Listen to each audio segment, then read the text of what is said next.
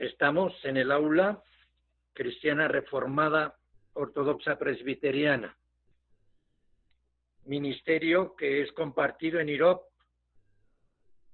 por Armando Ulises, pastor en Esmirna, un servidor de ustedes, y por el pastor Román Corandeo en México.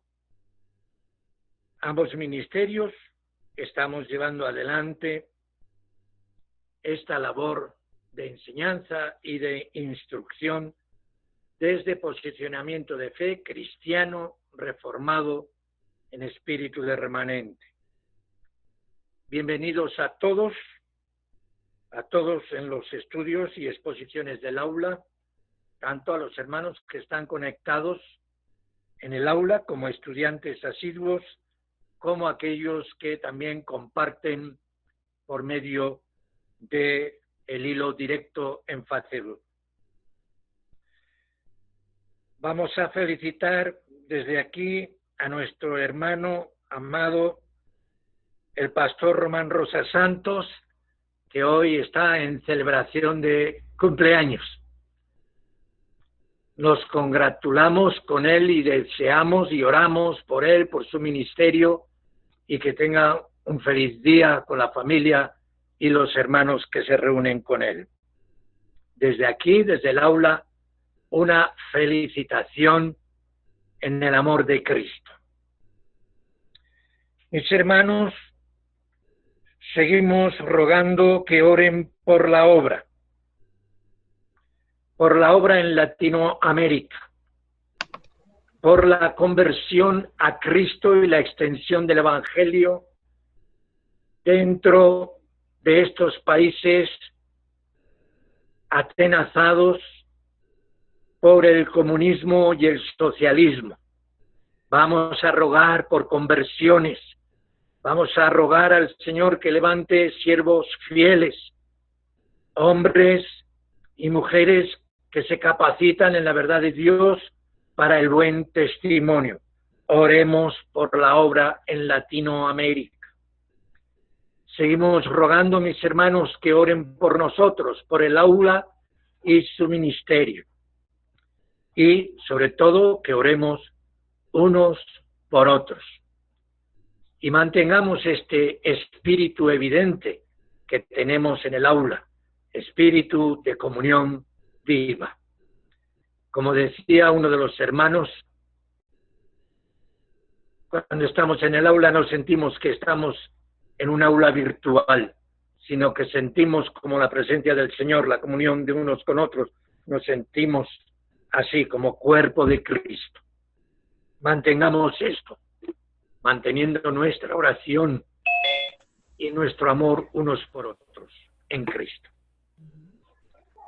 Y ahora pasaríamos a una lectura devocional que está en el Salmo 113.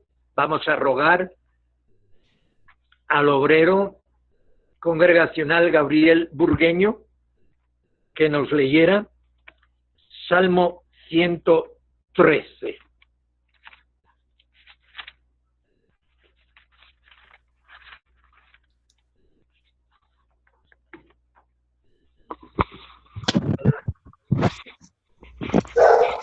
Buenas noches. Salmo 113.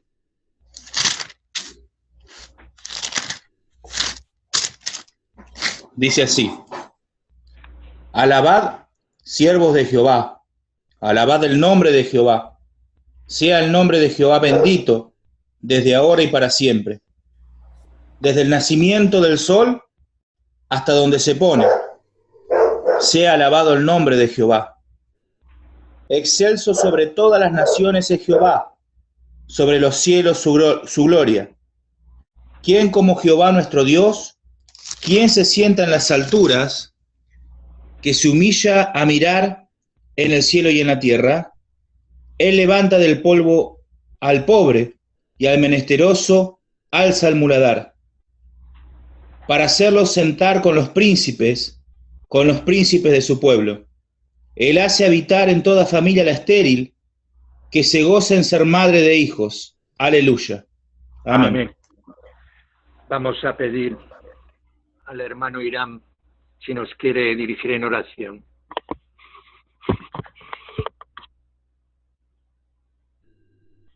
Sí, oremos. Señor, gracias te damos, Padre, porque tu divina bondad nos permites estar una vez más reunidos juntos, Padre bendito, en un mismo espíritu. Te damos gracias por la oportunidad que nos das de poder estar, Padre bendito, estudiando tu palabra. Que tu Santo Espíritu nos guíe hoy, nos guíe siempre, y que todo sea para alabarte, para glorificarte, para conocerte, para exaltarte, Padre. Te pedimos que seas con los hermanos que van a tener participación, que en todo momento sean asistidos por tu Santo Espíritu para tu gloria, para tu honra, para el trabajo, Padre bendito, y el propósito que tú has puesto en sus corazones, que es tuyo, Padre bendito. En el nombre de nuestro Señor Jesucristo. Amén. Amén.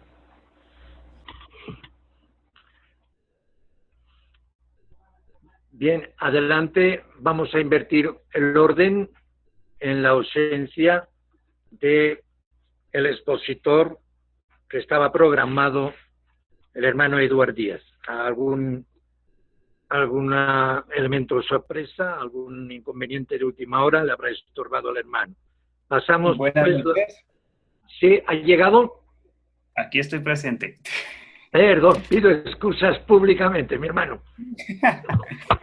Le cedemos la palabra siguiendo el orden. Adelante. Okay. Bueno, vamos a hacer una lectura devocional de Primera de Timoteo, capítulo 2, versículos 5 y 6.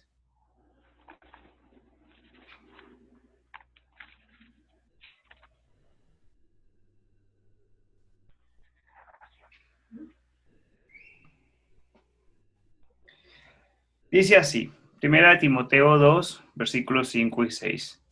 Porque hay un solo Dios y un solo mediador entre Dios y los hombres, Jesucristo hombre, el cual se dio a sí mismo en rescate por todos, de lo cual se dio testimonio a su debido tiempo. La escritura es clara y me encantan estos pasajes porque no dan pie a tropiezos y son pasajes bastante claros. Aquí se nos muestra que nosotros tenemos un solo mediador. Solo hay un intercesor entre Dios y nosotros, y es Jesucristo mismo. Y la gloria del pasaje se comprende cuando nosotros entendemos el estado natural que como hombres tenemos delante de Dios. Nosotros, a causa del pecado de Adán, somos deudores a la justicia eterna de Dios. Tenemos un Dios que es eterno, su justicia es eterna. Nosotros con nuestro pecado transgredimos la justicia eterna de Dios. Tenemos una deuda eterna que pagar. Solo hay dos formas de satisfacer la justicia eterna de Dios.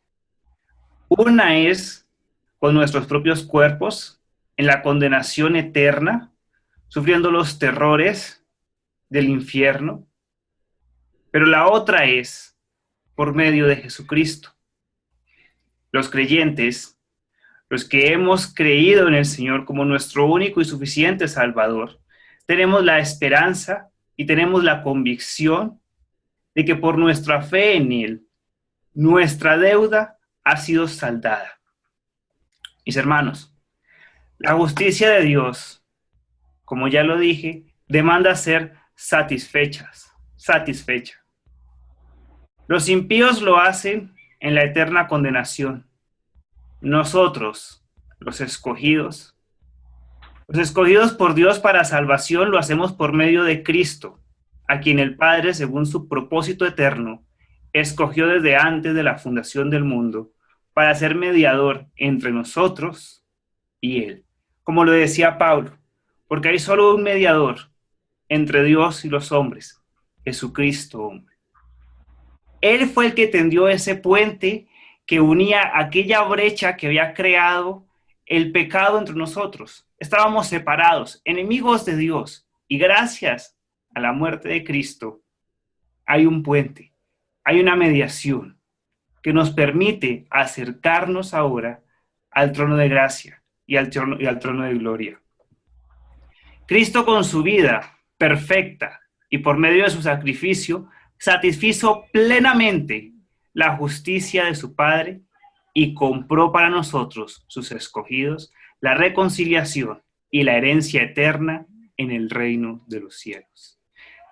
La muerte de Cristo satisfizo plenamente la justicia de Dios. Por eso nosotros no debemos hacer obras. Por eso solamente tenemos delante de Dios para justificarnos nuestra fe en Cristo y la obra de Cristo. Solo Cristo pudo satisfacer plenamente la justicia eterna de Dios.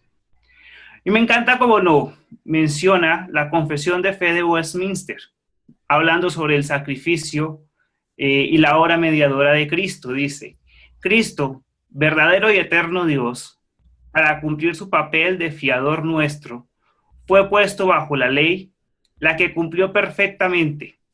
Padeció los más crueles tormentos directamente en su alma y los más dolorosos sufrimientos en su cuerpo. Fue crucificado y murió. Fue sepultado y permaneció bajo el poder de la muerte, aun cuando no vio corrupción. Al tercer día se levantó de entre los muertos, con el mismo cuerpo que tenía cuando sufrió, con el cual también ascendió al cielo, y allí está sentado a la diestra del Padre, intercediendo. Y esta palabra me parece maravillosa, porque, mis hermanos, el Hijo del Hombre, Cristo mismo, el Mesías, no solo murió por nuestros pecados. Romanos 8:34, Primera de Juan 2:1 y Hebreos 7:25 y 9:24 nos declara de que el Mesías, como parte de su obra de mediación, está en el cielo, ha llegado al trono de gracia, está sentado a la diestra de la majestad, intercediendo eternamente por nosotros. Por eso también tenemos la esperanza de que si hemos cometido pecado, como dice Juan, tenemos un abogado ante el Padre, a Jesucristo mismo, quien intercede por nosotros para perdón de nuestros pecados. Por eso reafirmo lo que les decía al inicio, no tenemos más intercesor. Nuestro único intercesor es Cristo. Y si Cristo no es el centro de nuestro evangelio, no tenemos nada, porque sin Cristo no hay salvación, no hay mediación, no hay perdón de pecados y no hay entrada a la gloria eterna, la cual Él compró por precio de sangre para nosotros. Esa verdad debe constreñir nuestros corazones y debe llevarnos a clamar de rodillas delante de Dios, primeramente por haber enviado a Cristo por nosotros y segundo por perdón por nuestros pecados, con los cuales hemos transgredido la justicia eterna de un Dios eterno, santo, justo y perfecto. Y termino con lo siguiente, otra cita de la Confesión de Fe de Westminster. A todos aquellos para quienes Cristo compró redención, les aplica y comunica cierta y eficazmente la misma, intercediendo por ellos, revelándolos en la palabra y por medio de ella los misterios de la salvación, persuadiéndoles eficazmente por su espíritu a creer y a obedecer, y gobernando sus corazones por su palabra y espíritu, venciendo a todos sus enemigos por su sangre, poder y sabiduría, de tal manera y forma que sea más de acuerdo con su maravillosa e inescrutable dispensación. Mis hermanos, que sea el Señor y que sea Cristo el que esté gobernando y pastoreando nuestros corazones. Amén. Amén, mi hermano. Excelente. Repasemos la confesión de fe en temas tan extraordinariamente necesarios y además, precisamente, tan extraordinaria y lúcidamente expuestos como ha puntualizado nuestro hermano presbiteriano en Bogotá. Perdón, mi hermano. Tengo un lío con esto de los lugares, perdón. Estamos cerquita, de aquí a Bogotá hay 4 horas. Felicidades. Muchas gracias, mi hermano. Seguimos el programa, pasamos la palabra al pastor José Luis. Adelante. Él va a realizar hoy lo que es entre nosotros una práctica, un hábito y que sirve también de evaluación de clase, como es el resumen o la síntesis de clase anterior. Y con ello conseguimos actualizar, ponernos en mente para continuar el estudio que hoy corresponde a la conclusión que estamos estudiando a los capítulos 4 y 5 del Apocalipsis, la adoración al Cordero. Así pues, pasamos la palabra al pastor José Luis Triano. Adelante. Bien, gracias, hermano. Recuerde, muy bien, poner la cámara. Muy bien, muy bien. Adelante. Bueno, la semana pasada el devocional versó sobre el pensamiento siguiente: Dios manifiesta su ira sobre la impiedad de los hombres, basado en Romanos 1, 18 al 25. De esta exposición extraemos las siguientes enseñanzas como repaso. En primer lugar, la realidad en el círculo evangélico. Hay un fuerte énfasis en las bendiciones de Dios, en la santidad y en el amor de Dios. Pero poco o nulo énfasis en el atributo de la ira de Dios. Contrario a ello, la Biblia, por 121 ocasiones, afirma muy claramente el énfasis serio en el furor y la ira de Dios. El pensamiento paulino también es claro al presentar primero las malas noticias y después las buenas noticias. Es decir, el hombre debe darse cuenta de su bancarrota espiritual en función de la justicia y la ira de Dios, y conocer también lo que se ha hecho por él en la persona de Jesucristo. Nos preguntamos, ¿por qué? Por lo siguiente, ¿por qué ha de ser así? Por lo siguiente, porque reconocer solo un Dios de amor y no de justicia es hacernos o así habremos hecho un Dios a nuestra imagen o a nuestra conveniencia. Y el pensamiento bíblico no comparte ese sentido. Por otro lado, nos preguntamos también, como lo hacía el expositor, ¿qué es la ira de Dios? Basado en Romanos 1:18. Es la acción justa, buena y santa de Dios que lo ubica en contra de toda impiedad e injusticia de los hombres, y que estos detienen con injusticia la verdad. La ira de Dios también significa que Dios detesta todo pecado, toda desobediencia. Pues de no ser así, no sería nuestro Dios digno de nuestra adoración y alabanza, debido a lo cual su pueblo, los elegidos, el remanente de Dios, sus hijos, debemos ser instados a aborrecer el mal, pues Dios está en contra de toda impiedad e injusticia de los hombres.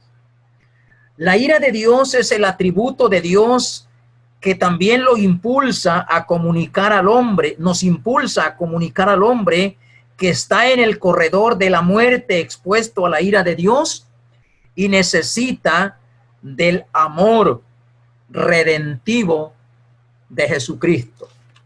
Por otro lado, también el expositor afirmó que la ira de Dios no es una ira que resulta de un estallido emotivo que se diluye en el instante, sino que es una ira decisiva que resulta de una decisión razonada, consciente. Por eso es una ira justa, una ira santa, una ira buena, porque es una ira racional, no emotiva. Ante ello, el expositor nos preguntaba, ¿en qué posición nos encontramos con respecto a la manifestación de la ira de Dios? Cuando adoramos a nuestro Mesías, adoramos a Dios, ¿lo hacemos considerando todas sus perfecciones? Hemos pues de evitar la tentación de omitir intencionalmente alguno de los atributos de nuestro Dios, pues al hacerlo pudiésemos estar adorando a un Dios imaginado o deseado por nuestras propias intenciones. También en la exposición se nos preguntaba hacia dónde se manifiesta la ira de Dios. Y la Biblia responde que la ira de Dios señala, enfoca, se manifiesta contra toda impiedad e injusticia de los hombres. Impiedad, entendemos por ello dos enfoques importantes. El primero, la indiferencia a la voz de Dios o ignorar las indicaciones de Dios. El segundo enfoque es la actitud de rebeldía a la voz de Dios. Estos dos enfoques se da en los no creyentes, pero también a veces, lamentablemente, también puede darse en el pueblo de Dios. Indiferencia a la voz de Dios y rebeldía a la ejecución de sus mandatos, que hacen de nuestra vida una vida temerosa, una vida piadosa, una vida que refleja la fidelidad en el temor de Dios. Ahora, ¿por qué sucede esto? Bueno, porque de repente el creyente y también el no creyente nos olvidamos que estamos expuestos segundo tras segundo, momento tras momento al escrutinio de la presencia de Dios, por lo cual hemos de vivir una vida de temor y piedad delante del escrutinio de la presencia de Dios. También la ira de Dios se orienta hacia o contra toda violencia, todo derramamiento de sangre y todo mal que ofende la santidad de Dios. La ira de Dios demanda pues justa venganza y justicia equitativa. ¿Cómo vemos hoy esa ira de Dios en la historia de la raza humana? En la historia, el expositor nos explicaba que la ira de Dios la vemos cuando en Romanos 1 Dios entrega al ser humano a su propio razonamiento, a su propio juicio, y lo hace también a través de los diferentes fenómenos naturales, huracanes, pandemias y todas esas cosas que nos muestran de algún modo desde la perspectiva bíblica la ira y el juicio de Dios. Así que vivir bajo mis propios criterios, bajo mi propia justicia, bajo la impiedad, es desafiar la justicia de Dios y exponerme a la ira de Dios, es provocar pues la ira de Dios. La ira de Dios también está en contra de los que detienen la verdad. Esa es la otra dirección de la ira de Dios, en contra de los que detienen la verdad, entendiendo por detener, suprimir, obstruir, ocultar. Algunos ejemplos serían hablar solo del amor de Dios, descuidando la ira de Dios, cayendo así en el descuido de compartir el consejo incompleto de Dios en su palabra. También podemos adorar a Dios cuando adoramos a nuestro Dios, un Dios creado a nuestra propia imaginación y quizás como producto de nuestros propios deseos. Esa es otra manera como podemos suprimir o caemos en obstruir la verdad de la palabra de Dios. Por eso, ante la ira de Dios, somos llamados a llevar una vida de piedad en armonía con la palabra santa de nuestro Dios. Se preguntaba también a través del expositor, ¿cuál es nuestra actitud ante la ira de Dios como lo describe la palabra? ¿Cómo debemos huir de la ira de Dios? En primer lugar, somos convocados a ser confrontados por la ira de Dios.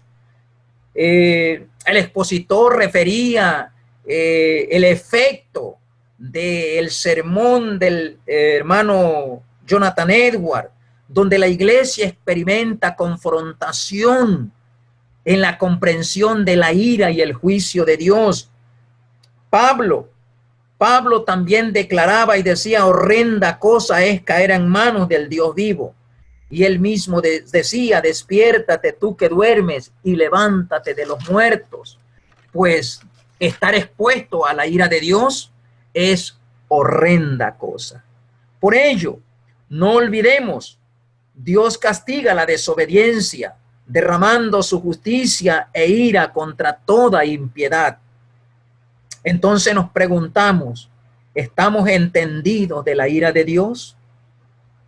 Cuando adoramos, lo hacemos considerando todas las características, atributos de ese ser maravilloso y extraordinario de nuestro Dios, o tomamos su nombre en vano, descuidando algunas características extraordinarias de ese ser maravilloso. Por ello somos llamados a vivir en reverencia, en temor y en consagración ante el escrutinio de la presencia de Dios y sobre todo de la ira y el juicio de Dios expuesto en su palabra. Eso fue lo que compartió el hermano a grandes rasgos, pero también entramos a el estudio de la adoración celestial en el libro de Apocalipsis, como se está en esta aula virtual explicando y aprendiendo de esta gran experiencia que Dios nos comparte en este extraordinario libro. Y en la exposición que se tuvo, se leyó Juan 14 del 1 al 17 como antecedente para abordar los capítulos 4 y 5 de Apocalipsis y por ende también todo el libro, porque las verdades de Juan 14 son el fundamento que nos permiten entender muchas cosas del libro del Apocalipsis.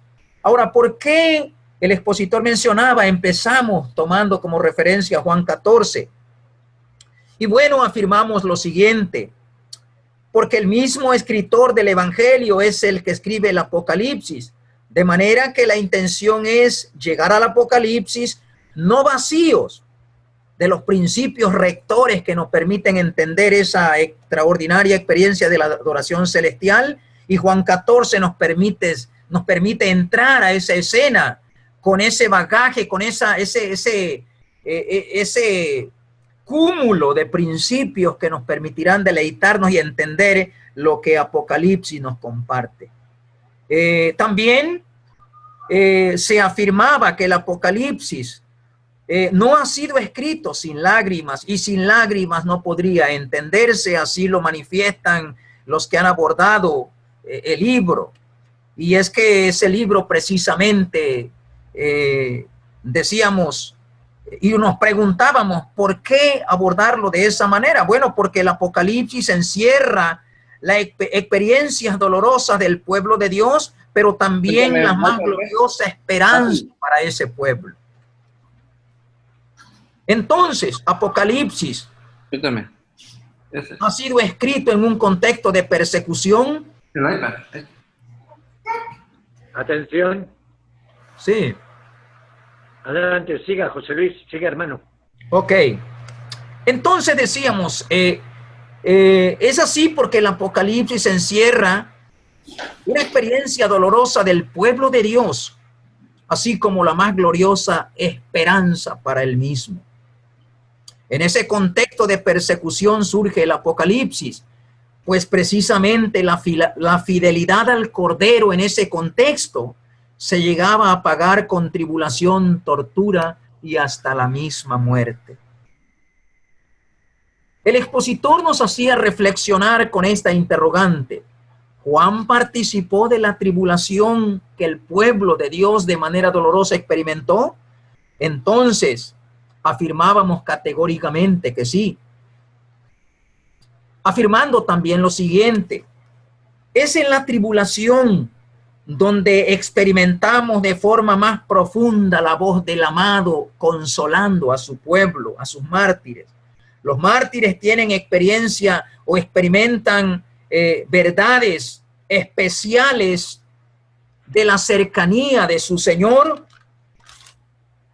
en un contexto de aflicción, así lo muestra el Apocalipsis, y Esteban, el mártir, nos permite afirmar categóricamente eso. Vemos en el libro de los Hechos la siguiente realidad: cuando estaba siendo apedreado, vio la gloria de Dios y los cielos le fueron abiertos. Así pues, entramos en la exposición anterior a el hecho de la adoración celestial, planteándose las siguientes preguntas. ¿Se puede entender y practicar esta escena sin ser nacido de nuevo? ¿Sin comprender que soy un elegido por parte del Mesías? ¿Puedo entrar por esa puerta cargado de pecados sin pasar por el arrepentimiento y la santificación por el Espíritu Santo? Afirmábamos que Juan es un ejemplo, que estas interrogantes que hemos planteado o que se plantearon no puede ser así, pues Juan nos muestra que él recibe la revelación como un elegido de Dios. Y si es un elegido es porque estaba en la fe.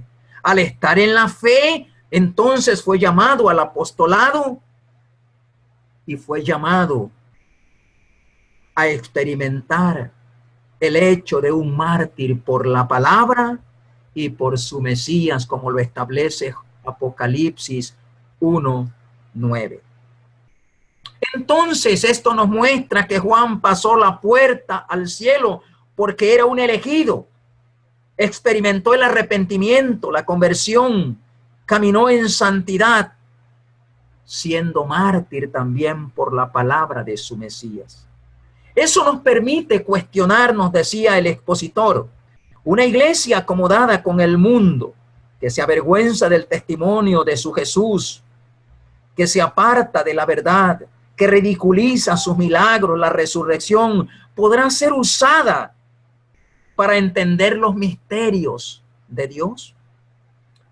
¿Podrán estos que niegan las verdades bíblicas darnos una interpretación bíblica correcta del Apocalipsis y hacerlo de forma salvadora, santificadora y con el gozo de la alabanza al Cordero y a la Trinidad, como lo muestra el Apocalipsis? Respondemos, por supuesto que no. Sin embargo, se afirmó que todos los elegidos que muestran fidelidad a su Dios en medio de la prueba tienen la puerta, como Juan, abierta a la adoración celestial. Entonces somos llamados por Dios como iglesia universal, como iglesia apostólica, como la comunión de los santos. Somos llamados y predestinados a entrar a esa escena de la adoración celestial por y desde la eternidad y para la eternidad. También se afirmaba que esta eternidad ya inició en nosotros. ¿Desde cuándo? Desde el momento en que fuimos llamados por el llamado del Evangelio. Dice la palabra, nos dio vida juntamente con Cristo y por ello somos salvos. Esta adoración, se afirmaba, tiene un enfoque privado, íntimo, el creyente, el elegido con Dios, esa vida devocional, íntima con tu Señor, pero también tiene un énfasis congregacional con el pueblo de Dios. Nos preguntamos entonces, ¿cómo estoy viviendo, experimentando la adoración a mi Dios? ¿Es mi adoración solo externa y no interna? ¿Estoy en el autoengaño de la religiosidad o la adoración celestial impacta, influye la totalidad de mi vida? Juan en el Espíritu entró por esa puerta abierta a la adoración celestial. Y eso nos muestra que nuestra adoración debe ser como enseña y manda el Mesías. Así lo estipula Juan 4, 21 al 24. Una adoración en espíritu y en verdad. En espíritu y en verdad, porque debe ser una adoración en sinceridad plena de corazón, donde no hay lugar para la falsedad, donde no hay lugar para el error, para la desobediencia, no hay lugar para la herejía, no hay lugar para un Dios imaginado y bajo mis propias intenciones. Pues Romanos 1, 18 al 25 afirma que los que cambiaron el lugar del Creador por la criatura, cayó sobre ellos la ira de Dios. Un Dios imaginado, la criatura colocada en lugar del Creador, la ira de Dios se manifestó sobre ellos. Pero también el expositor nos llevó a través del libro del Apocalipsis a revisar la realidad de uno sentado en el trono, manifestando al Dios Padre como cabeza de la Trinidad, el orden de las relaciones en esas tres divinas personas, como también en su relación con nosotros en esa economía de la salvación. También el expositor nos condujo hacia las piedras preciosas que describe el Apocalipsis, hablando de esa manera en un lenguaje, en imágenes, en tipo, en visión profética, de la presencia de Dios, manifestándonos que la experiencia de Juan no es una experiencia directa con la deidad, sino a través de imágenes, tipo, visión profética, para mostrarnos la gloria del ser que está sentado en el trono, el centro del universo, glorioso, santo, luz, y no hay ninguna tinieblas en él. El trono que Juan ve en el cielo, compartía el expositor atendiendo al texto bíblico, refleja el centro del universo, el centro de todo lo creado, de toda existencia. Refleja el gobierno ineludible, soberanía absoluta sobre todas las cosas, a quien hemos de adorar, el centro de todo. Fuimos llevados también a revisar la figura del arco iris, el cual nos recuerda el pacto de Dios con la humanidad, manteniendo la distinción con el pacto de redención.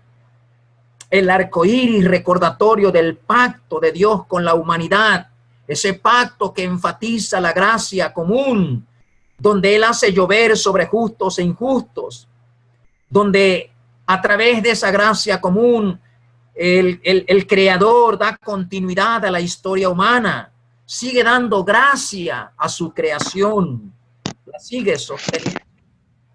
En esa escena única de la adoración celestial, fuimos llevados también a pensar en la presencia y estancia de los 24 ancianos, la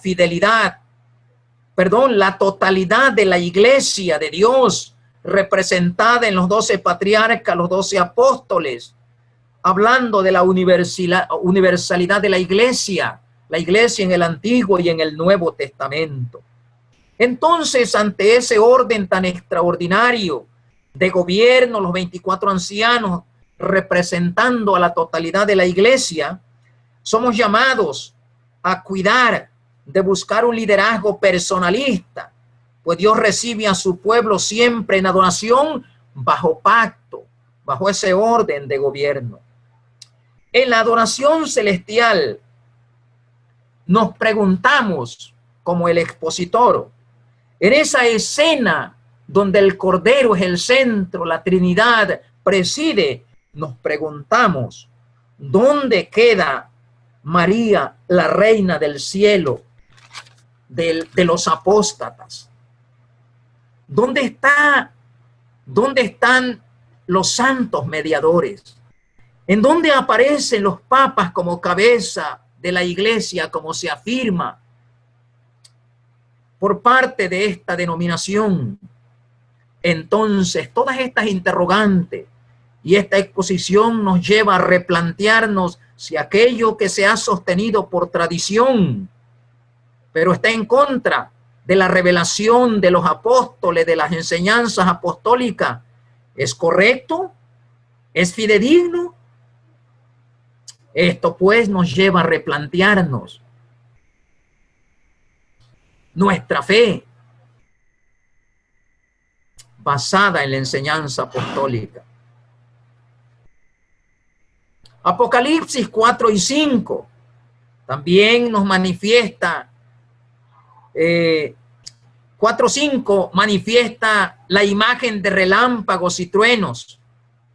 Nos recuerda a Moisés en el Sinaí, nos muestra la ira terrible de Dios frente a la impiedad de los hombres. Las lámparas es un recordatorio, una realidad, una verdad de la plenitud del Espíritu Santo, participando de la adoración celestial como centro, el Dios Trino, en ese orden de la Trinidad. Los seres vivientes, afirmaba el expositor, nos recuerda el orden angélico, ángeles, arcángeles, serafines, querubines, y en este caso, según Génesis 3:24, encontramos a esos seres vivientes identificados como querubines, que son los guardianes de las cosas santas de Dios, los seres más cercanos a Dios. El saludo de estos seres celestiales son santo, santo, el Señor es todopoderoso, el que era, el que es, el que era, el que ha de venir. Y toda la iglesia representada en los 24 ancianos se postra ante el Cordero, se postra ante el que está sentado en el trono, dejando sus coronas, reconociendo la profundidad de su grandeza. Por ello, somos llamados a vivir en todo momento bajo la presencia y grandeza de nuestro Dios, en adoración a su nombre. Muchas gracias, damos gracias a Dios por ello. Es todo, Pastor Ulises.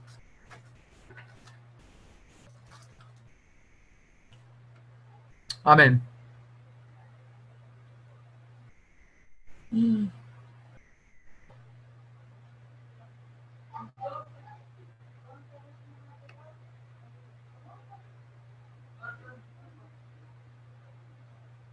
Bien, esa es mi aportación en este resumen y agradezco a Dios por la oportunidad de poder participar de esta manera.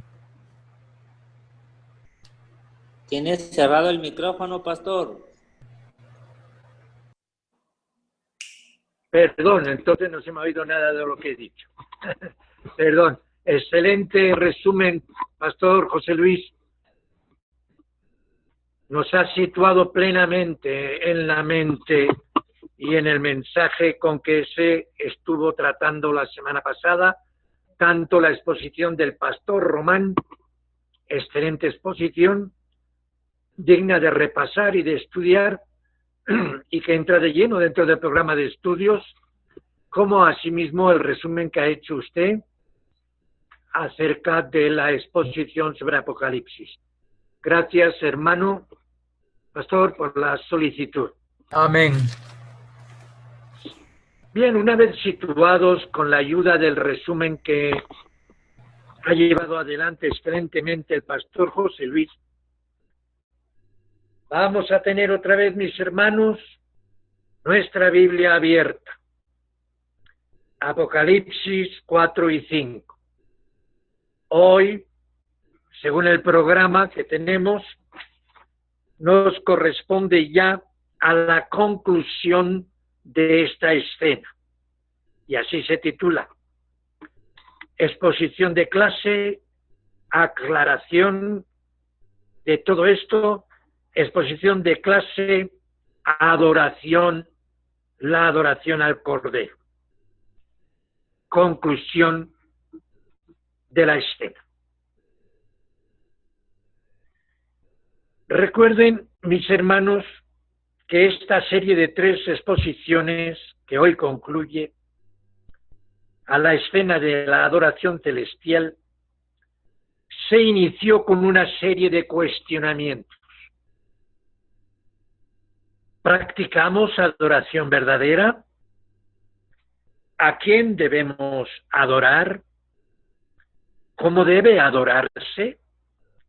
¿En solitario o en comunidad? ¿Qué nos comunica el Apocalipsis sobre adoración? Y así estos cuestionamientos están siendo respondidos en las exposiciones de clase que estamos llevando adelante, aun cuando no se mencionen de forma directa. Innegablemente están implícitos estos cuestionamientos y sus respuestas están implícitos en cada una de esas exposiciones. Recuerden, hermanos, que estamos en la misma escena que abarca los capítulos 4 y 5 completos y que se va extendiendo en realidad con el capítulo 6. Si ustedes observan cómo hay la hilación en el escrito: y miré cuando el Cordero abrió uno de los sellos.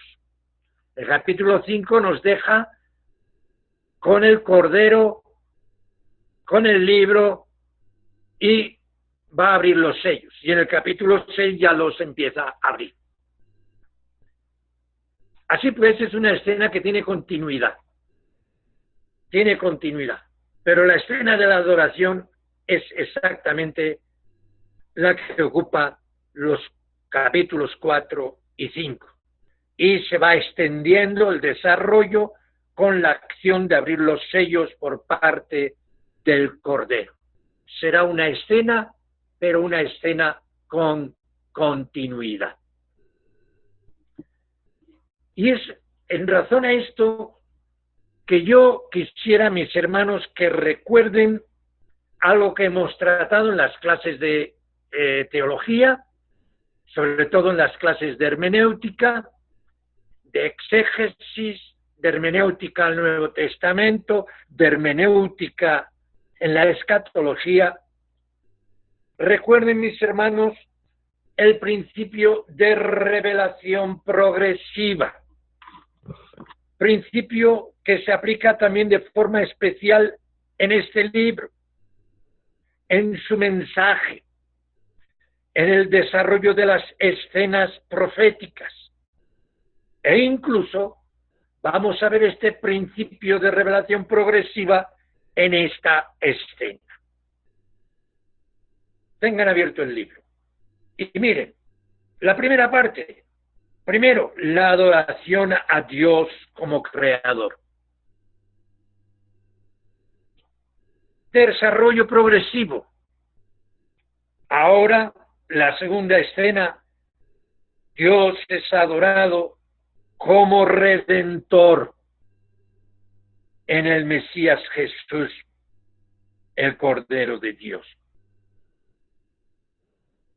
Y más adelante veremos también como en el Apocalipsis se nos muestra a Dios en la adoración a Dios como vengador.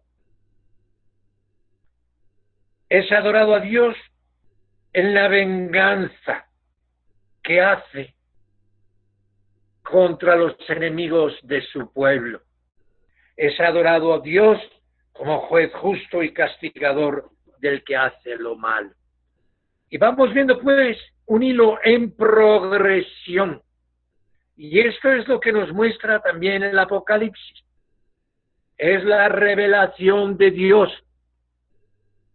de los juicios de Dios, y esta revelación también se va dando de forma progresiva, y su desarrollo también es progresivo.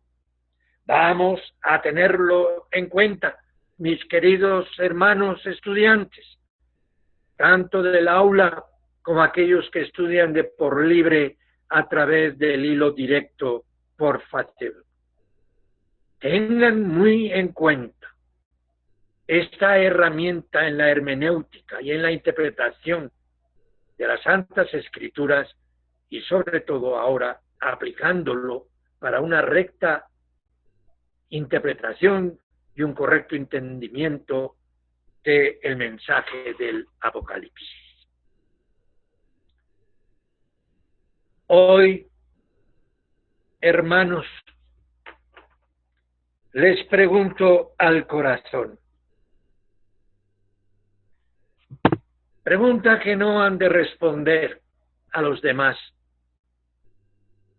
pero es una pregunta lanzada al corazón de cada uno de los que estamos alrededor del estudio de la palabra en esta noche. Desde que lees y estudias el Apocalipsis, ¿ha mejorado tu relación con Dios?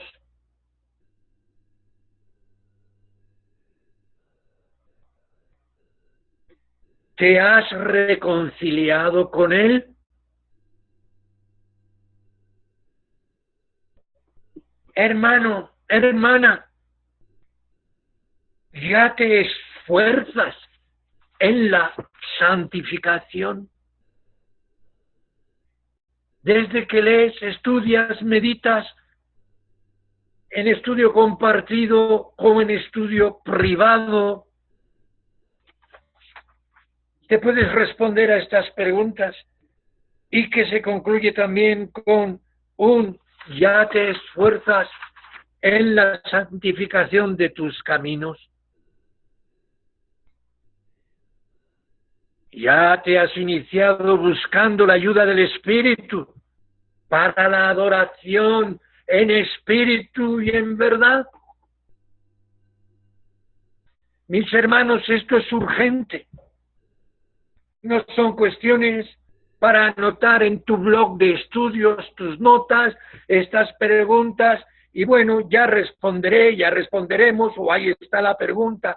No, mis hermanos, estas preguntas, esta cuestión, si estás tratando con el Apocalipsis, será muy conveniente que le des la importancia de vida, importancia de urgencia, a la luz de la revelación de los juicios de Dios, de la visita del juicio de Dios sobre las vidas personales, las vidas de familia, las vidas de los pueblos, de las naciones. Es urgente. ¿Cuánto más aquellos que profesamos la fe cristiana, indistintamente tu denominación? Porque es ante el tribunal de Cristo, es ante el tribunal de su palabra que has de responderte. Y es urgente. Esto no es algo para tomarlo a la ligera. Y así tenemos en Hebreos capítulo 3, Hebreos capítulo 3, versículos 7 al 13, las siguientes palabras bajo la inspiración del Espíritu Santo. Por lo cual, Como dice el Espíritu Santo, si oyereis hoy su voz, no endurezcáis vuestros corazones. Como en la provocación, en el día de la tentación en el desierto, donde me tentaron vuestros padres, me probaron y vieron mis obras 40 años. A causa de lo cual me enemisté con esa generación y dije, siempre divagan de corazón y no han conocido mis caminos. Juré pues en mi ira, no entrarán en mi reposo. Mirad, hermanos, que en ninguno de vosotros haya corazón malo de incredulidad para apartarse del Dios vivo. Antes, exhortaos los unos a los otros cada día, entre tanto que se dice hoy, porque ninguno de vosotros se endurezca con engaño del pecado. Este ministerio en este momento, con estas palabras, está realizando esta labor apostólica de Pablo. Exhortaos unos a otros. Y estamos exhortando por medio de estas meditaciones a que, antes de seguir con el estudio del Apocalipsis, antes de querer entrar y ahondar en el derramamiento de los juicios de Dios, te respondas a estas preguntas, a estas cuestiones. Y no lo dejes para mañana. Hoy.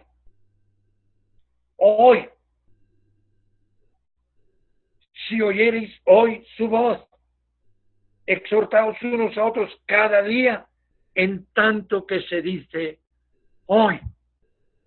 Hoy, mis hermanos, ¿ya eres de Cristo? Bien, amén. Examinemos nuestro camino para mayor santificación. Hoy, exhorta la palabra. Ya tenemos reconocidas cada una de las imágenes simbólicas y proféticas del capítulo anterior. Muy bien, la ha resumido y lo ha planteado y lo ha recordado en la síntesis que ha correspondido hoy al pastor José Luis Troyano. Tenemos reconocidas cada una de las imágenes simbólicas y proféticas. Las piedras, el trono, los seres vivientes, los 24 ancianos, las 7 lámparas, plenitud del Espíritu, los relámpagos, la ira de Dios, el enojo de Dios, la furia, la fuerza de Dios contra el mal, el arco celeste, símbolo, imagen del pacto, y recordando siempre que el pacto es de gracia, es pacto de gracia por parte de Dios en favor de la humanidad, que no lo estemos confundiendo con el nuevo pacto o el pacto de la redención, porque el pacto de la redención se va a celebrar ahora, se va a recordar ahora en este acto de adoración donde se incluye al Cordero. La adoración también, recuerden, hemos estado reconociendo estos aspectos. La adoración al que estaba sentado en el trono. Y en el verso 11 expresa claramente qué clase de adoración era. El verso 11 del capítulo 4, con el cual se concluye esta adoración, expresa qué clase de adoración era. Y aquí lo ven. Señor, digno eres de recibir gloria y honra y virtud, porque tú creaste todas las cosas y por tu voluntad tienen ser y fueron creadas. Así toda la escena gira, está enfocada hacia ese trono que es el centro del universo, como nos ha recordado la síntesis del pastor José Luis.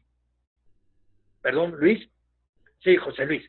El pastor José Luis es el creador.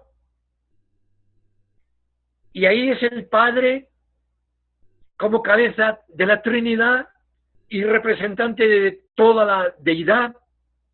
Él está recibiendo la adoración como el creador, como el ser supremo. Y así se concluye en esa escena. Y siguiendo la lectura, entramos ya en el capítulo 5, contemplando esta adoración. Juan ve. Y vi en la mano derecha del que estaba sentado sobre el trono un libro escrito. Juan ve. Sigue contemplando toda la escena, como estamos haciendo nosotros a través de la información escrita. Estamos contemplando toda la escena y luego hemos ido deteniéndonos en las escenas, en las imágenes que hemos ido seleccionando. Pero tenemos una visión panorámica general, vemos toda la escena. Pues Juan, que ves, sigue contemplando toda la escena. Alguien que es designado también en lenguaje figurado como Cordero inmolado. Aquí vemos lo que es el uso de los tropos bíblicos, el lenguaje figurado. Nosotros no vamos a creer, no vamos a entender que esto lo debemos aplicar en una interpretación literalista, material, absoluta y física. Nosotros estamos entendiendo, aun sin ser grandes hermeneutas ni exégetas, estamos entendiendo por el uso de una lógica que está al alcance de toda la Iglesia, sea el nivel cultural que tenga, estamos entendiendo que ahí se está hablando de forma figurada. Todos los cristianos entendemos esto. Hay lenguaje figurado. Juan ve a alguien, contempla, se fija, observa, distingue a alguien que es figurado con la expresión Cordero inmolado. Mis hermanos, todos reconocemos quién es. Todos, hasta incluso los que no son cristianos por conversión, e incluso estudiosos sin ser convertidos, en un análisis de todo el Nuevo Testamento y en una lectura con un entendimiento y una lógica al alcance de cualquier mente, se reconoce a quien está figurando, prefigurando o tipificando o significando qué es este Cordero. Todos reconocemos quién es. Y la diferencia va a estar en que aquellos que le hemos conocido por la experiencia de la conversión, nos regocijamos con él, lo reconocemos, nuestro corazón se vuelca. Es Jesús. Reconocemos a este Cordero inmolado, es Jesús de Nazaret. Jesús de Nazaret resucitado y glorificado, habiendo pasado por la muerte. Es de aquel que ya nos está hablando Juan desde los primeros versículos del capítulo 1, y ahí es presentado con otro tipo, con otro lenguaje y desde otras posiciones. Aquí es el Cordero. En esa escena de la adoración celestial, después de haber alcanzado a adorar al que vive por los siglos, después de haber adorado al que está sentado en el trono, al Ser Supremo, al Creador, Yahvé el Eterno, nosotros con Juan distinguimos a alguien, el Cordero inmolado.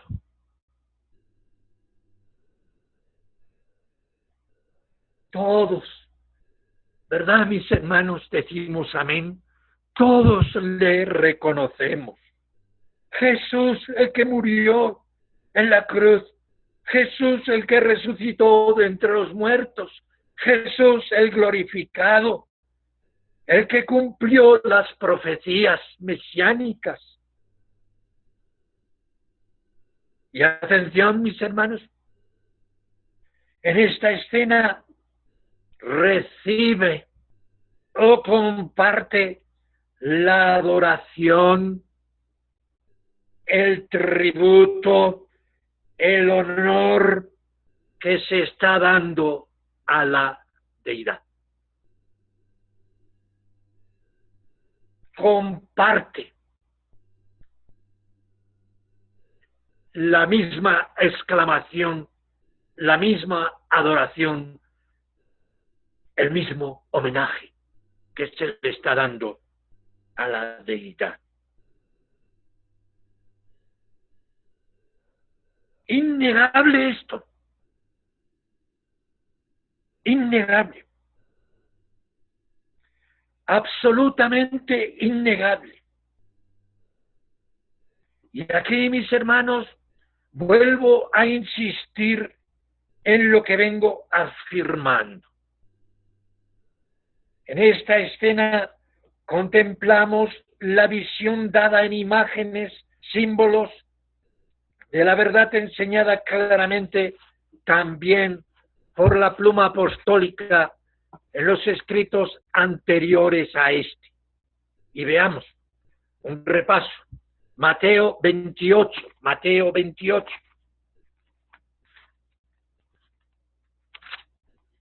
Versículos, claro, es la gran comisión. Mateo 28, versículos 16 al 18. Mas los 11 discípulos se fueron a Galilea, al monte donde Jesús les había ordenado.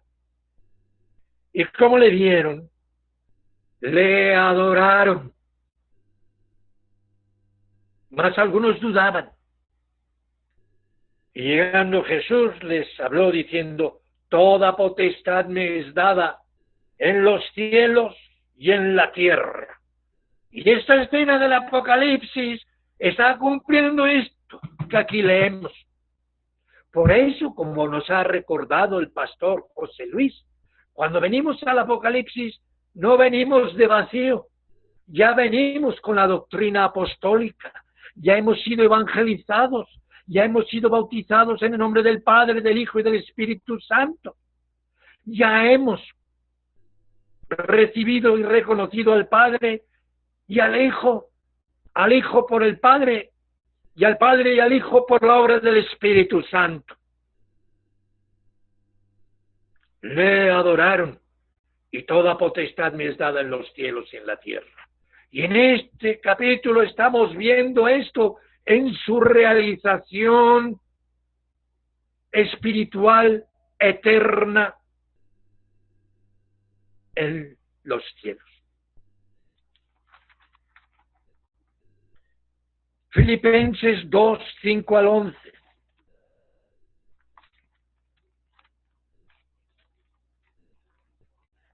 Dos, 5 al 11. Donde leemos: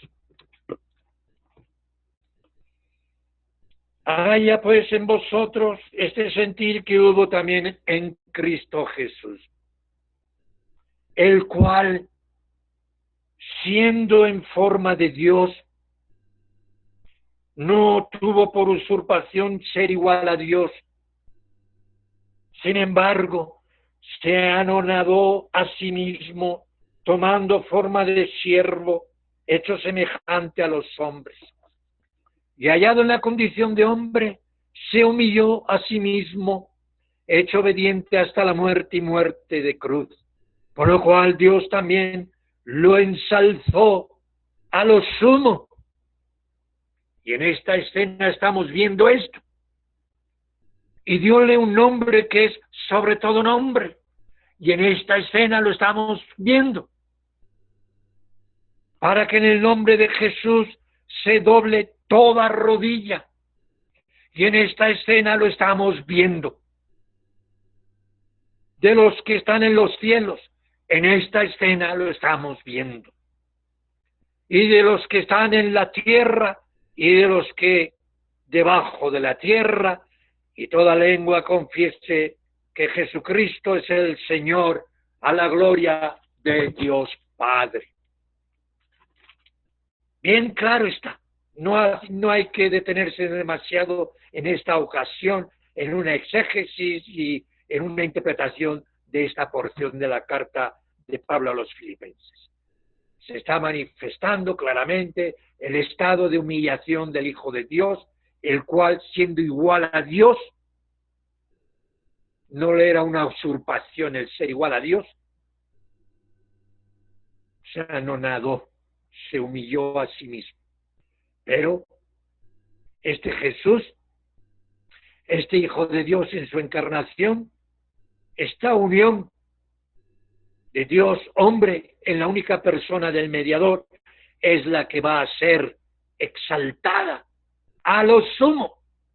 Y esta escena lo está manifestando, revelando. Hebreos 4. Hebreos 4.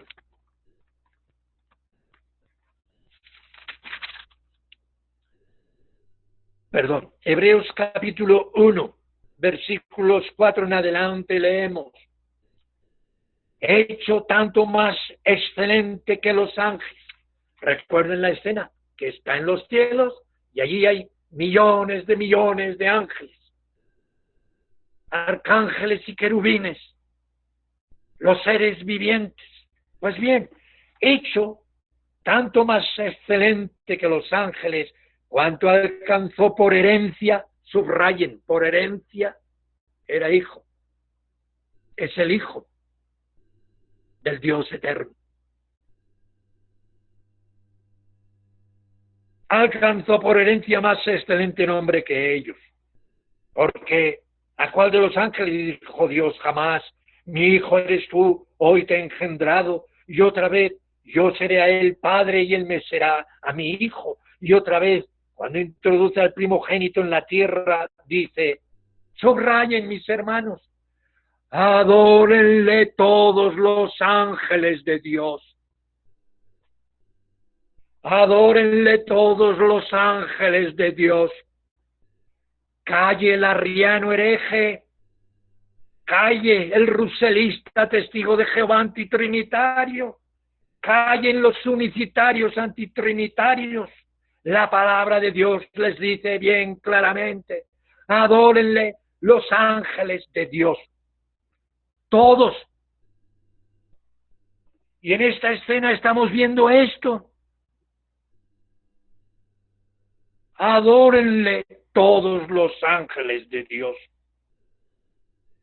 Ciertamente de los ángeles dice, el que hace a sus ángeles espíritus y sus ministros llamas de fuego. Más al Hijo. Fíjense, mis hermanos, Dios dice esto acerca de su Hijo. Más al Hijo, tu trono, oh Dios, por siglo del siglo, vara de equidad, la vara de tu reino. El propio Padre, el propio Dios, trata a su Hijo de Dios y le concede participar en su trono. Calle el arriano, humíllese delante de Dios.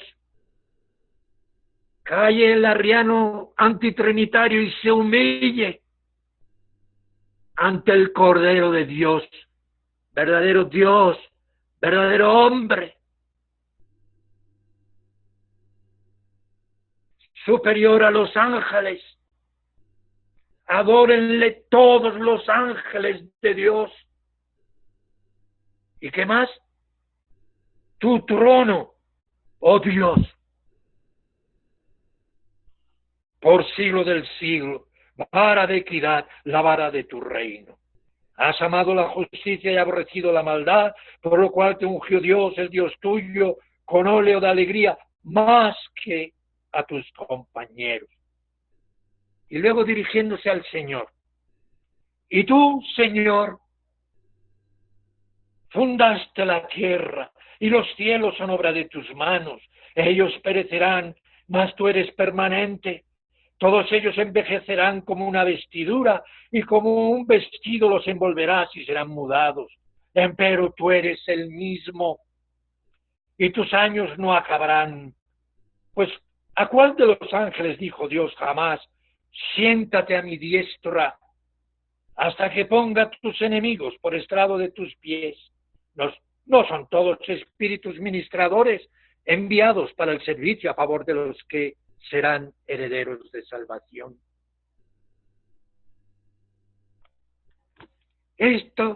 Todo esto, doctrina apostólica, la estamos viendo en una realidad eterna, histórica, permanente, para siempre.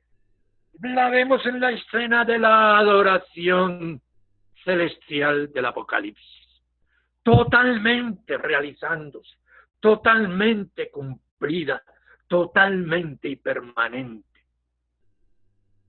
Este es el Cordero que estamos viendo, participando, recibiendo, compartiendo aquella gloria que tuve contigo antes de que el mundo fuese. Juan 17. Hermanos, esta escena no solo la veo como siendo presentado a mis ojos el centro del universo, como insistí la semana pasada. No nos quedemos en esto. No la estoy viendo solo para contemplar en esa escena el centro del universo. No solo esto, sino también como llamada a fijar los ojos, mis ojos, tus ojos como cristiano, a contemplar como una llamada a fijar los ojos de la fe en el centro de esa escena. Ahora, ¿cuál es el centro de la escena, mis hermanos? Puestos los ojos en el autor y consumador de la fe, en Jesús, el cual, habiéndole sido propuesto gozo, sufrió la cruz, y menospreciando la vergüenza, y se sentó a la diestra del trono de Dios. Ahí se ha fijado el objetivo de mi mirada. Ahí está llevado por el Espíritu Santo el dedo, la señal, la dirección que nos indica el apóstol Juan en su visión. Y vi a la mano derecha, ¿qué vio? Pues vio en medio del trono y de los 4 seres vivientes y en medio de los ancianos estaba un cordero como inmolado. A esto somos llevados, a ver que este es el centro de nuestra fe, el centro de nuestra mirada. Los ojos están puestos en el autor y consumador de la fe. en Jesús. En Jesús. Hermanos, este es el Mesías de los cristianos. El verdadero Mesías de los verdaderos cristianos. No hay otro. No hay otro. Y mis hermanos, lo digo con toda la sinceridad de mi corazón, aborrezco ese Mesías de la incredulidad racionalista. Lo aborrezco ese Mesías. El Mesías de la incredulidad racionalista, ese Mesías socializado, ejemplo pretendido para la liberación social, pero que quedó atrapado en la muerte, que solo es digno de imitar, que solo es un ejemplo histórico. Aborrezco con todo mi corazón ese falso Mesías que nos ha traído el liberalismo, el modernismo, y que pretende, emponzoñando la Iglesia, que pretende imponer ideológicamente el socialismo ideológico y político. Aborrezco su Mesías. Por muy revolucionario, libertador, pretendido de los pueblos, por mucho que entusiasme a la masa, aborrezco ese falso Mesías que me deja en mis pecados, que me deja sin esperanza, que no me deja ver juicios de Dios, porque está muerto. Muerto. No, mis hermanos, el que creemos es el Mesías del Apocalipsis, es el Mesías de los Evangelios, es el Mesías de la revelación profética y apostólica, vivo, resucitado. Este es el Mesías nuestro, de los cristianos. No, no es el Mesías muerto, solo simplemente digno de una cierta imitación. Él vive y reina a la diestra de Dios en las alturas. Y esto estamos contemplando en esta escena. Esto contemplamos, mis hermanos.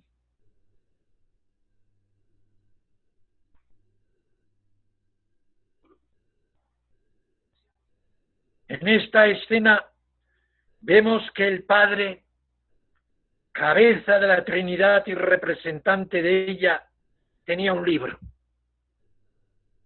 Lo que significa con ello pues que son los decretos, los designios, los planes y propósitos inamovibles de la voluntad real.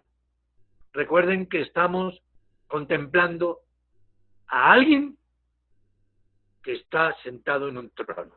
O sea que estamos contemplando la monarquía celestial. Y como toda monarquía, por favor, cierren micros. Por favor, cierren micros. Estamos contemplando esa monarquía. Y en una monarquía, pues se realizan decretos, designios, planes, propósitos, leyes. Planes y propósitos inamovibles de la voluntad real. Un ser poderoso, un ángel, ministro, mensajero, anunciador y proclamador a viva voz, reclamando interrogativamente: ¿quién es digno de abrir y desatar sus sellos? ¿Quién es digno? Ahí en toda esa gran asamblea, en el centro del universo, el gran consejo celestial, todos alrededor del trono, todos puestos los ojos al centro, con el Padre y al Cordero, puestos los ojos en el autor y consumador de la fe, Jesús, se alza esa voz poderosa anunciando, un mensajero, un pregonero del reino, ángel poderoso, con voz poderosa que alcanza a ser oído por todos los rincones del universo. ¿Quién es digno de abrir y desatar los sellos? ¿Quién es digno?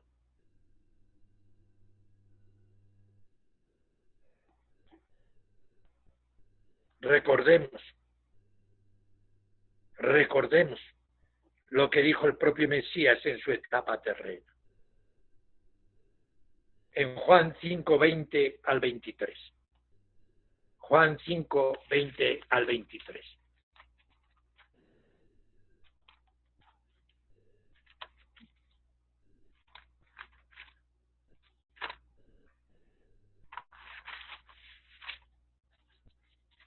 Donde leemos: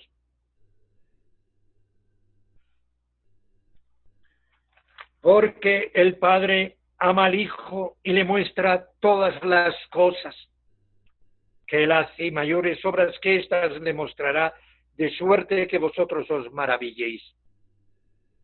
Porque como el Padre levanta a los muertos y les da vida, así también el Hijo a los que quiere dar, da vida.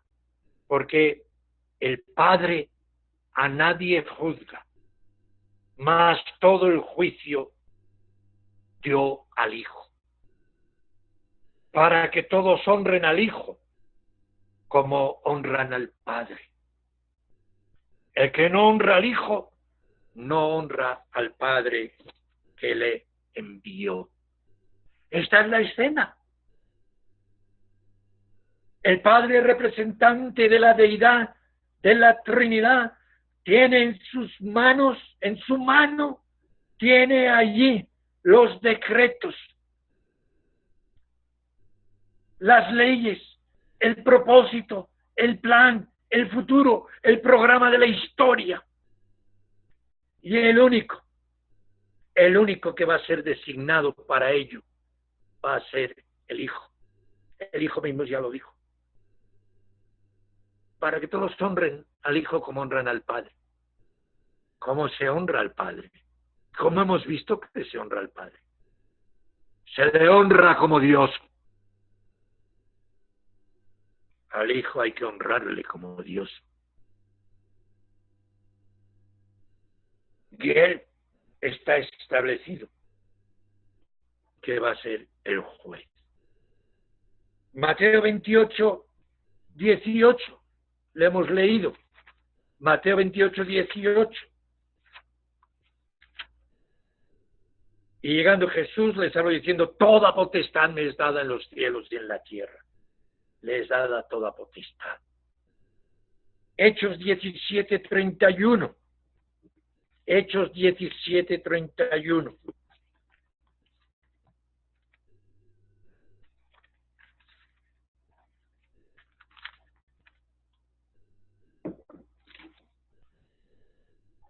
Por cuanto ha establecido un día en el cual ha de juzgar al mundo con justicia por aquel varón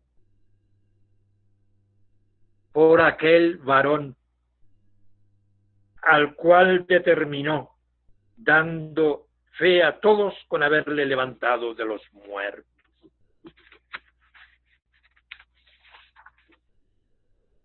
Él es el único reconocido por Dios como digno de tomar el libro y desatar sus sellos.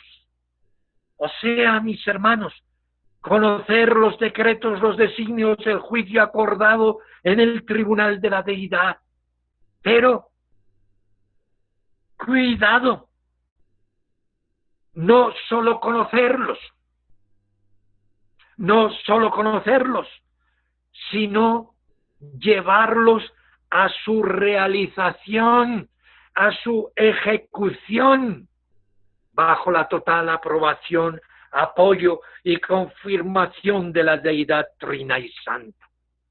No solo conocer, sino en su realización y ejecución. ¿Que eres digno? El Cordero es el designado, el digno, para tomar el libro, abrir sus sellos, conocer su interior y llevarlos a su realización.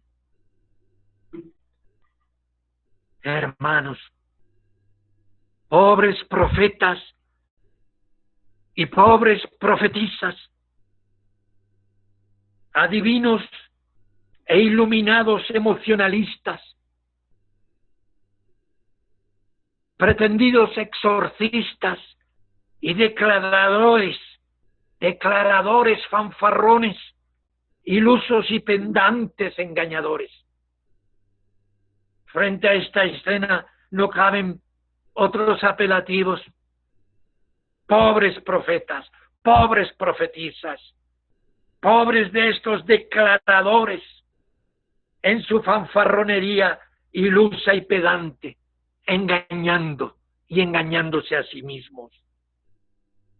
El futuro, mis hermanos, la marcha de la historia hacia su juicio. Y esto es lo que revela Juan. Y este lo transmite a las 7 iglesias y a la Iglesia Universal de todos los tiempos. No hay revelaciones secretas a buscar acerca del futuro y del plan de Dios.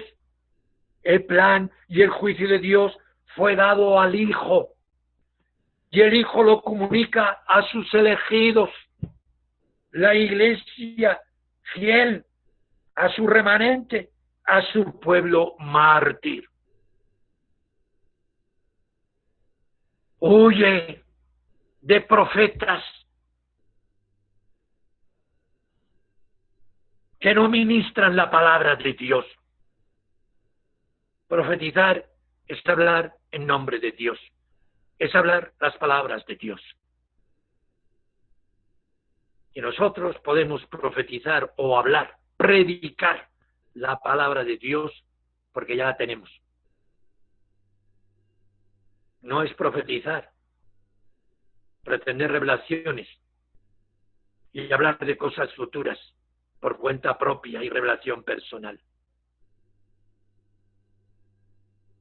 El Hijo es el digno.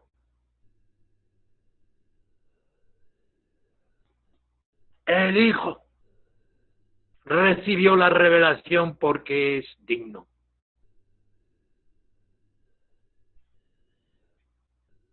Y nosotros recibimos esa revelación por el conducto establecido, el ministerio apostólico. Y el ministerio apostólico permanece entre nosotros hasta el día de Cristo. Sus escritos. Ahí tenemos la revelación.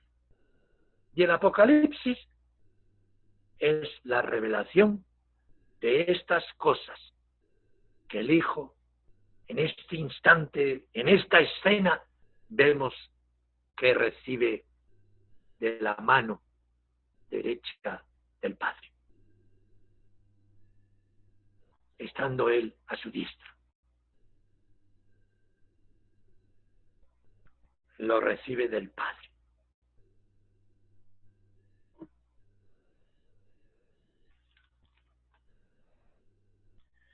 Mis hermanos, algo que hay que destacar en esta escena es que hay cántico.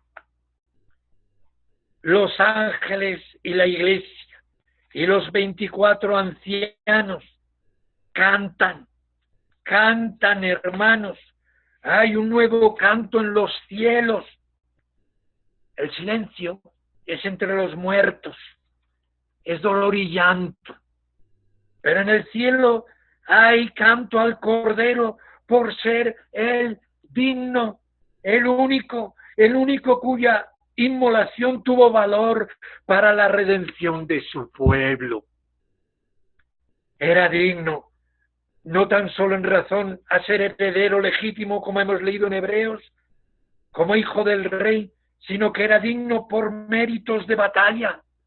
Era digno por amor, digno por el amor que se sacrificó por su pueblo, digno porque se sacrificó por sus hermanos, amados por el Padre desde la eternidad, digno por su obediencia perfecta, digno por su santidad para con la ley perfecta de Dios, digno al alcanzar la muerte y vencerla, resucitado, probando así la aprobación del Padre. Digno es el Cordero. Hermanos del aula y hermanos conectados en directo, estamos cubiertos por Él en su pacto de gracia, en su sangre del pacto eterno. Fíjense en esta escena, fíjense bien, no aparece el acusador. Nuestro gran enemigo no aparece para nada en esta escena. Satanás, el acusador, está desterrado, está fuera de esa escena. No podría permanecer ante el tribunal de la deidad. El abogado y el fiador nuestro venció. Fue y es digno. Cantan en esa gran asamblea, en esa gran escena, mis hermanos, hay canto, cantan en adoración y gozo. La iglesia canta a su Mesías en reconocimiento. La iglesia canta a su Mesías en agradecimiento, en amor sincero, amor que Él ha ganado por ese amor suyo, pagando tan gran precio. Cantan, alaban, hemos sido redimidos de toda lengua, tribu, nación. Hay alabanza, hay cántico al Cordero. Mis hermanos, se le adora, se le da el mismo tributo. Como honran al Padre, así honren al Hijo. Para que en el nombre de Jesús se doble toda rodilla, así de los que están en los cielos, como de los que están en la tierra, como los que están debajo de la tierra. El lloro de Juan en esta escena es comprensible, mis hermanos. Militante político, luchador y buscador de la justicia, piensa por un momento. Cristiano, según los principios teocráticos del reino dados por el Mesías en el Sermón del Monte.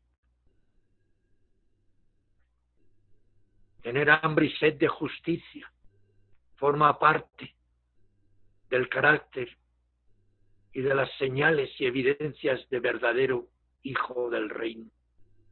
Piensen un momento en esta escena. ¿Por qué llora Juan? ¿Por qué debiéramos llorar nosotros, sino por no ver solución al mal? El lloro de Juan es comprensible. Terrible panorama, el no haber nadie digno y capaz de ejecutar los designios de Dios. Resalta esto, hermano estudiante, este aspecto. ¡Qué panorama! ¡Qué panorama tan terrible se presentaba si no hubiera habido nadie digno de recibir ese libro y de ejecutar los designios de Dios, de hacer justicia en la verdad? ¿Acaso llevaría esto a apoderarse de la impiedad para siempre? Jamás. Nos llevaría a esa posición, a pensar, a situarnos, a creer que la impiedad habría triunfado, porque nadie había digno de recibir ese libro y desatar sus sellos. Nadie.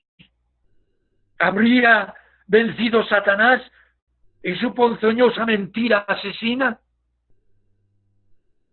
No, no, mis hermanos. Nuestro Cristo, nuestro Mesías Jesús, venció y es digno. Él venció. El cielo entero celebró fiesta. Ahora la pregunta sería, ¿cuándo? ¿Debemos creer que esto será en el milenio? Díganme, ¿ustedes creen que esto solo es para el milenio? ¿Será en el milenio? ¿Después del milenio? ¿Durante el milenio? Yo pregunto, ¿no se celebró ya fiesta cuando Él fue ascendido y sentado a la diestra del Padre? ¿No celebró gozo la Iglesia cada domingo celebrando su resurrección y su presencia a la diestra de la majestad en las alturas? ¿No era la fiesta de la congregación cristiana apostólica cuando se reunían los domingos? Era esto, era gozo de familia. Celebraban que su Mesías vivió, resucitó y está sentado a la diestra de Dios y recibe gloria y honra y alabanza. Y cada domingo celebramos esto. Cuando hay verdadero cristianismo, cuando Cristo es la Pascua en ti y en tu iglesia. Apocalipsis fue escrito para dar esperanza, fe, ánimo a una iglesia militante mártir, expuesta a cada momento a la muerte, a la tortura. Y estas palabras le traían gozo, esperanza, fe, confianza. Su Mesías reina a la diestra de la majestad en las alturas. Gloria a Dios, mis hermanos. Yo quisiera concluir esta escena con estas palabras. Sé que habrían detalles todavía que meditar, que no dejan de ser también importantes, pero yo sé que no podemos alargar mucho más ya los estudios del curso. Concluimos esta escena con esta meditación y dejo, como he informado, dejo a ustedes que continúen meditando, matizando, viendo figuras y que recurren también a la oración y también a consultar autores tan autorizados como el que recomendamos, el doctor William Hendrickson, en su comentario al Apocalipsis. Y él titula su libro, Somos más que vencedores por medio de aquel que nos ama. Hermano, hermana, no estés en derrota frente al pecado. Llora, arrepiéntete, retoma el camino de la victoria, de la lucha, de la fe, de la esperanza, gozándote en que Él es victorioso y nos cubre con su gracia, en su pacto. Somos más que vencedores por medio de aquel que nos amó. Amén. Adelante, mis hermanos. Queda abierto ese periodo de consultas o participación. Recuerden que para tomar la palabra tienen que encender su pantalla y así nosotros lo podemos saber.